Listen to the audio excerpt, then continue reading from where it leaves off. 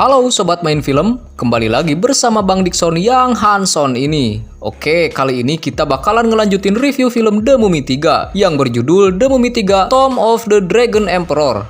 Film ini merupakan sequel ketiga atau terakhir dari trilogi The Mummy dan bercerita tentang seorang kaisar yang ingin kembali pada masa kejayaannya dengan menguasai seluruh daratan Cina. Oke, langsung saja ke alur ceritanya. Tarik, jabrik.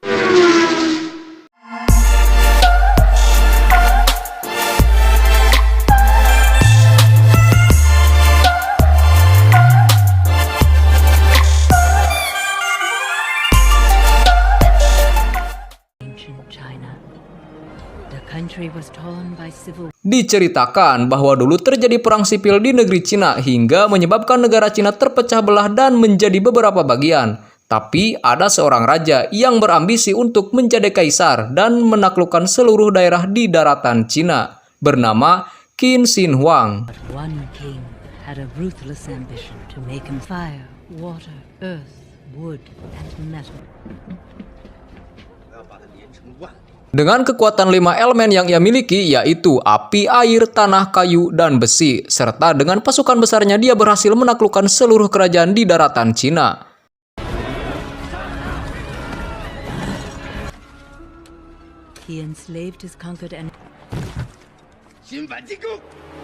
Dia memperbudak musuh-musuh yang dikalahkannya dan disuruh membangun tembok besar Cina.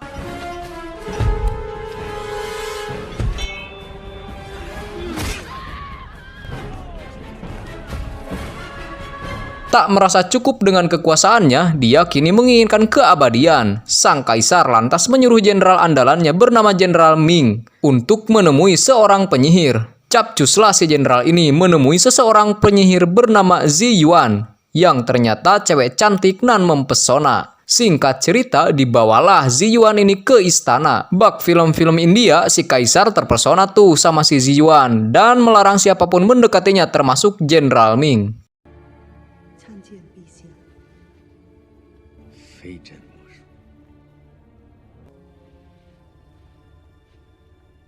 Beberapa hari kemudian, Jenderal Ming dan Zi Yuan melakukan ekspedisi untuk mencari kitab keabadian dan pergi ke biara Turfan. Zi Yuan sangat yakin bahwa kitab keabadian berada di kuil tersebut. Dari sanalah benih-benih cinta antara Zi Yuan dan Jenderal Ming mulai tercipta, hingga mereka pun berhasil menemukan kitab keabadian yang berisi mantra-mantra sihir.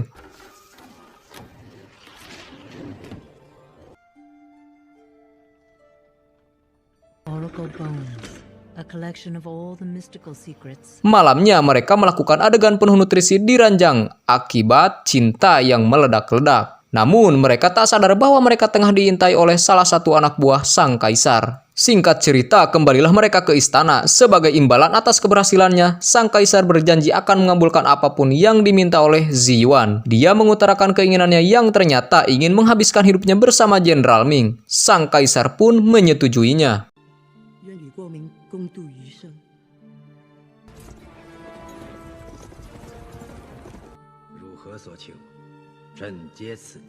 Setelahnya, Zi Yuan membacakan mantra-mantra dari kitab keabadian tersebut. Perubahan terjadi dan Qin Shi Huang dapat merasakan bahwa dirinya kini telah abadi.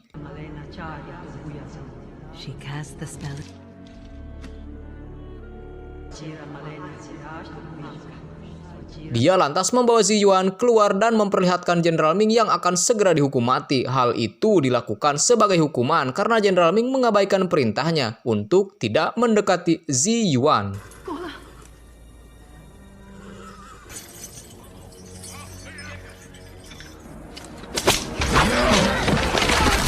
Setelah berhasil membunuh Jenderal Ming, Qin Shi Huang menusuk Zi Yuan dan lantas membiarkan dia pergi. Tak berselang lama, tiba-tiba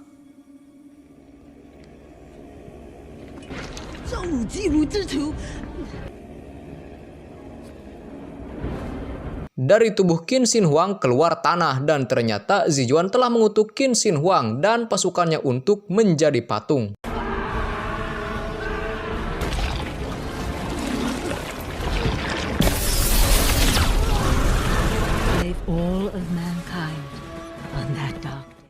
Berpindah ke tahun 1964, di mana di gurun di Cina, Profesor Roger Wilson dan Alex O'Connell yang merupakan anak dari Rick dan Evelyn melakukan sebuah penggalian dan menemukan makam Qin Shi Huang.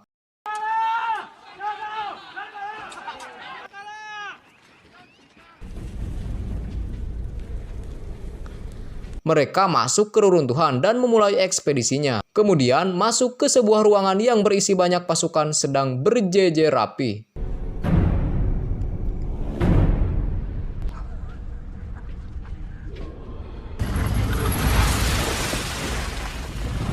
Salah seorang teman Alex menginjak jebakan yang mengeluarkan gas beracun. Puluhan anak panah tajam menembaki mereka tak henti-henti, diikuti piringan besi yang mondar-mandir ke sana kemari mencari kepala mereka. Alhasil, beberapa orang pun tewas akibat jebakan tersebut.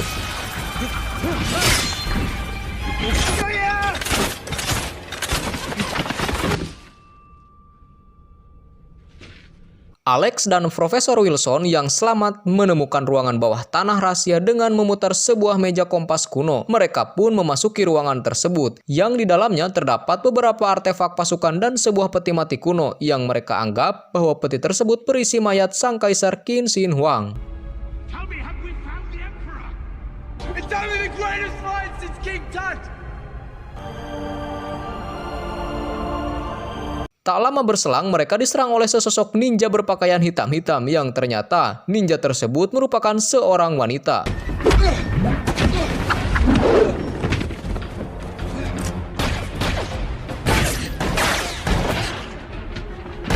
Namun, tembakan senjata dari Profesor Wilson membuat wanita tersebut pergi.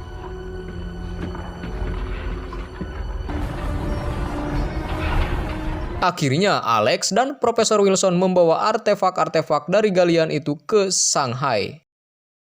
Di London, Rick dan Evelyn kedatangan utusan dari kerajaan di mana mereka diminta untuk mengembalikan mustika Shangri-La ke museum di Cina. Due to courier this to Shanghai. Fired from the espionage game, haven't we, dear?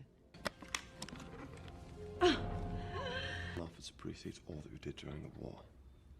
Kembali ke Cina, Alex pergi ke bar dan menemui pamannya Jonathan. Tak lama berselang, Rick dan Evelyn pun datang ke bar tersebut. Tiba-tiba, dari dalam sebuah ruangan terjadi perkelahian yang ternyata Alex termasuk di dalamnya dan sedang dihajar oleh beberapa orang.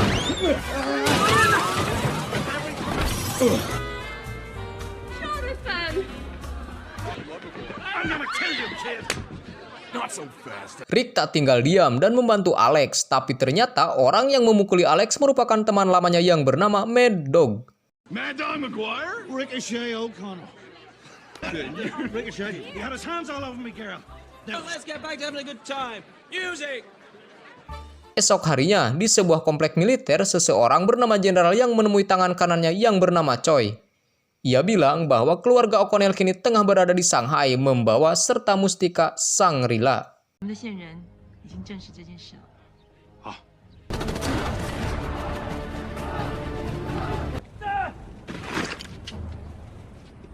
Jenderal yang merupakan seorang psikopat yang sangat mengagumi Kaisar Qin Shi Huang dan dia percaya bahwa sang kaisar dapat mengembalikan kejayaan Cina seperti dulu. Maka dari itu, dia ingin membangkitkan kembali sang kaisar dengan bantuan mustika Shangri-La.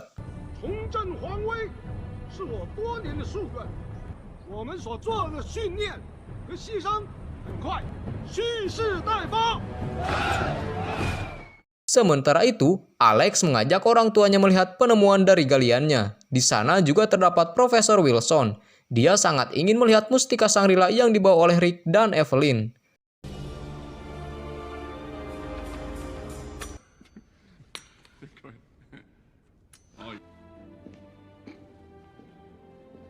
Tak lama berselang, datanglah Jenderal Yang dan Choi. Kejadian tak terduga pun terjadi, di mana Wilson menodongkan senjatanya pada Eric dan Evelyn, dan lantas memberikan mustika Shangri-La pada Jenderal Yang. Search him. Snake. How much did You can't do this. so? Nah, ternyata si koplak tua ini telah bekerja sama dengan Jenderal Yang dengan imbalan uang yang sangat banyak. Contains the elixir from the pool of eternal life. Make sure it was you two who delivered the eye. Jenderal Yang memaksa Evelyn untuk membacakan tulisan di Mustika Shangri-La yang isinya hanya orang yang mempunyai hati suci dan rela mengorbankan diri demi orang lainlah yang bisa membuka mustika tersebut. Open it. At least that's the general idea. Raising. Ancient Chinese isn't. Sementara itu, Alex yang kembali dari toilet bertemu Lin, si wanita ninja yang tempo hari menyerangnya di galian. Dia ternyata sedang mengawasi orang tua Alex yang sedang dalam kesulitan. Or we could save your parents. No, Evie, don't do it. They're just gonna kill me anyway. Your husband was right. Choi kemudian mengiris jari Evelyn dan meneteskan darah tersebut di Mustika Shangri-La. Mustika itu pun beraksi.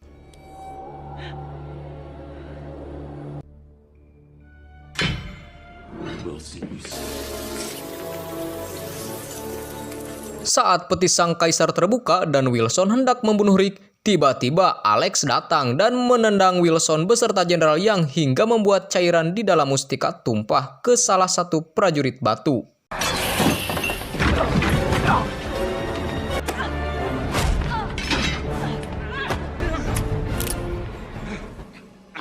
Sementara Lin bergegas menusuk mayat yang berada di peti dengan belati khusus. Namun dia menyadari bahwa mayat tersebut bukanlah mayat sang kaisar, melainkan mayat Kasim. It's not him. This is a eunuch.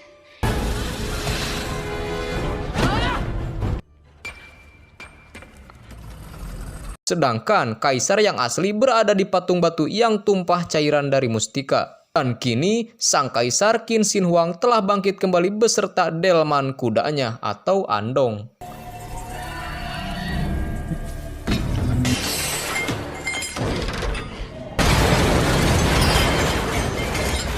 Baku tembak pun tak bisa dielakkan. Jenderal Yang mengaku bahwa dia merupakan pengabdinya, maka dari itu Qin Shi Huang membawa serta dirinya. Sementara Wilson kehilangan kepalanya dan mati dibunuh oleh sang kaisar.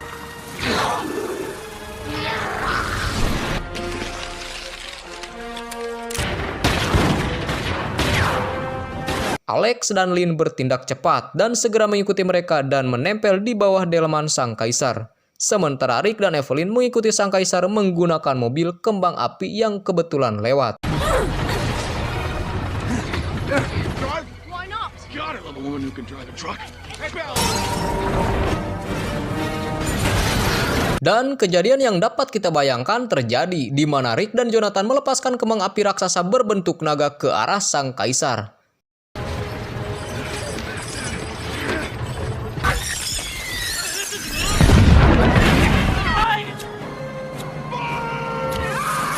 Namun, kali ini sang kaisar dapat menangkisnya dengan mudah. Qin Shi Huang lantas membakar sisa kembang api yang berada di mobil Evelyn hingga membuat mobilnya terbakar. Mereka terpaksa harus turun dari mobil tersebut.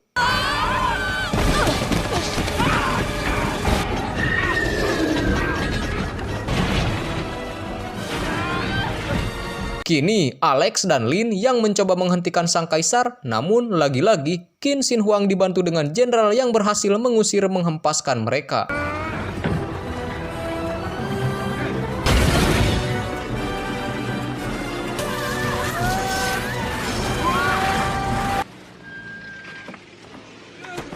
Akhirnya mereka semua kembali ke bar. Di sana Lin menceritakan bahwa mereka harus mencegah kaisar pergi ke Shangri-La, di mana dia akan mencari kolam keabadian yang bisa membuatnya abadi. Mereka semua pun bergegas pergi ke sana dengan panduan dari Lin. Family has watched over the Emperor's tomb for centuries. The Emperor can... No one's to blame here. Wilson manipulated all of us. Say that we were to believe you. Singkat cerita, mereka pergi ke sebuah pegunungan es di Himalaya menggunakan pesawat milik temannya Mad Dog yang dia temui di bar tempo dulu.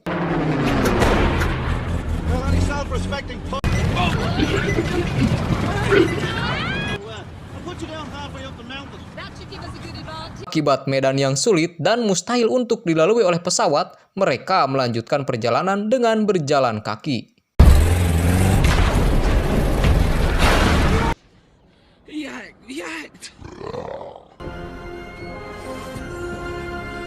Tak lama berselang, kelompok Kaisar Qin Shi Huang sampai di pegunungan tersebut. Untungnya, kelompok Rick berhasil sampai terlebih dahulu di sebuah bangunan yang nantinya berisikan petunjuk untuk mencapai Shangri-La.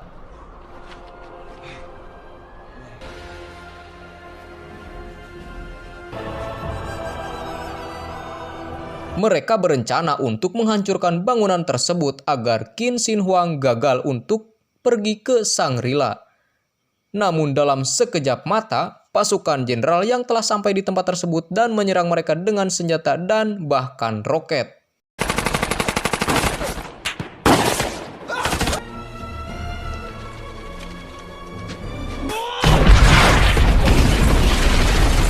Karena kalah jumlah dan persenjataan pasukan Rick terpojok, maka dari itu Lin memanggil makhluk mitologi yaitu Yeti untuk membantu mereka mengalahkan pasukan Jenderal Yang.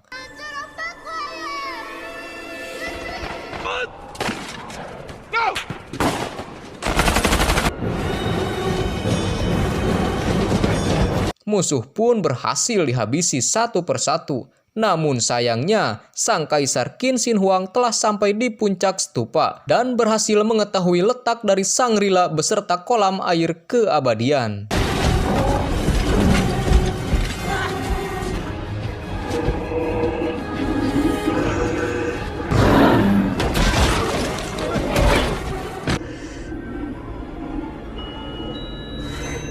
Sementara itu, Alex mencoba untuk menghancurkan bangunan tersebut menggunakan bom rakitan.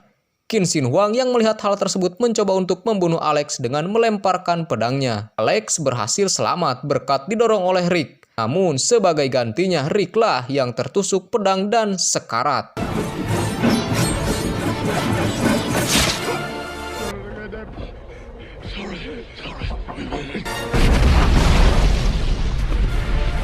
Bom rakitan yang meledak menyebabkan longsor salju yang dahsyat. Untungnya, mereka diselamatkan oleh Yeti yang dipanggil Lin.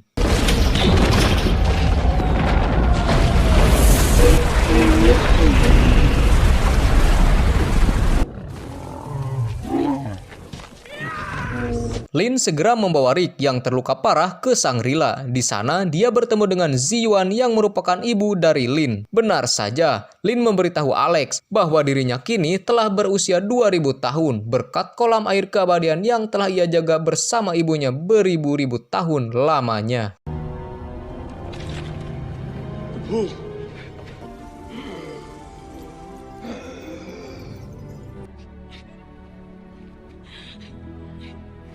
Luka Rick pun seketika sembuh berkat kolam air keabadian.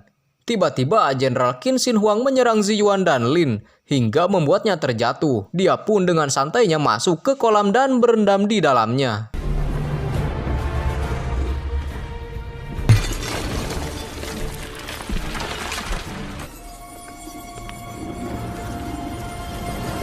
Dan ia pun berubah bentuk menjadi naga berkepala 3. Kaisar Qin Shi Huang segera pergi dari tempat itu membawa serta jenderal yang menculik Lin sebagai sandera.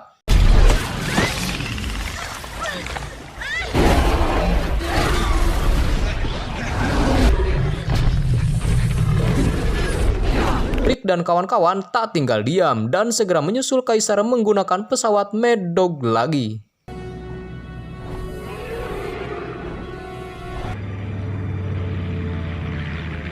Akhirnya, mereka tiba di sebuah daerah dekat dengan markas Kaisar. Sesampainya sang Kaisar di markasnya, dia segera membangkitkan pasukannya dengan jumlah yang sangat banyak.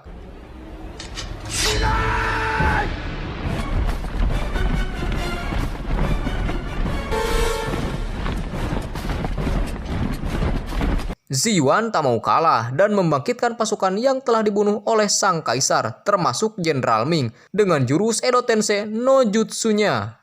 Edo Tensei no Jutsu.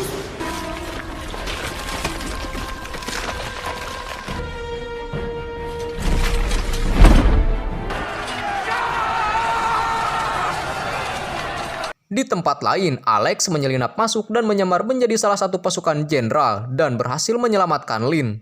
Pertarungan sengit terjadi. Kaisar Qin Shi Huang segera mencari Ziyuan. Di sana mereka bertarung dengan sengit.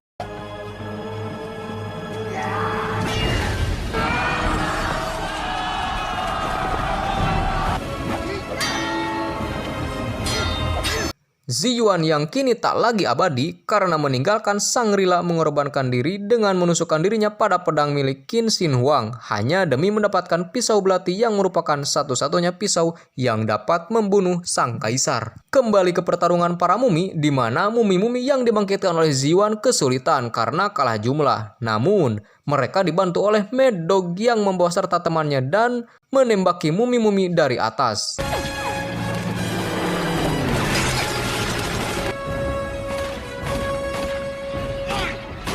Sang kaisar pun gercep dan merubah dirinya menjadi hewan buas dan berhasil menjatuhkan salah satu pesawat tersebut.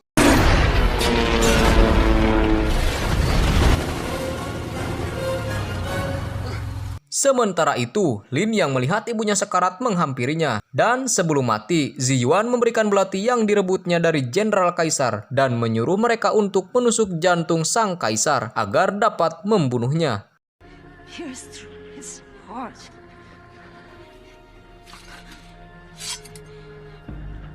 Rick dan Alex segera tancap gas dan pergi ke tempat kaisar demi untuk melakukan perintah dari Ziyuan. Di dalam makam, kaisar sedang melakukan ritualnya namun diganggu oleh Alex. Sang kaisar pun segera merubah dirinya menjadi sesosok makhluk buas dan segera menyerang Alex hingga membuatnya terpental.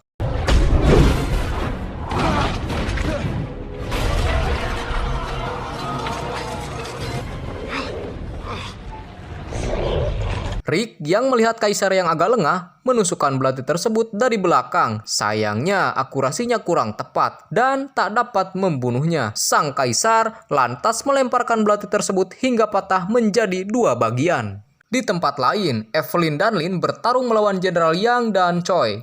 Meskipun sempat kesulitan, mereka berdua berhasil menang. Dikarenakan Jenderal Yang dan Choi terjepit di sebuah mesin gulung raksasa dan modar.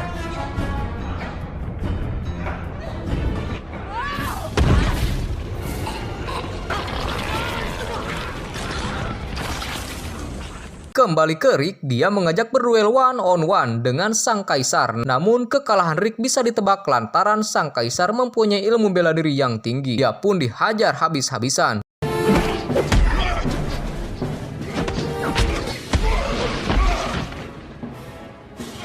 Melihat sedikit celah, Rick segera menusukkan bagian dari belati yang patah ke jantung dari sang kaisar. Dan tanpa diduga, dari belakang, Alex juga menusuk bagian lain dari belati tersebut hingga membuatnya tersambung dan tepat menghujam jantung sang kaisar hingga membuatnya mati.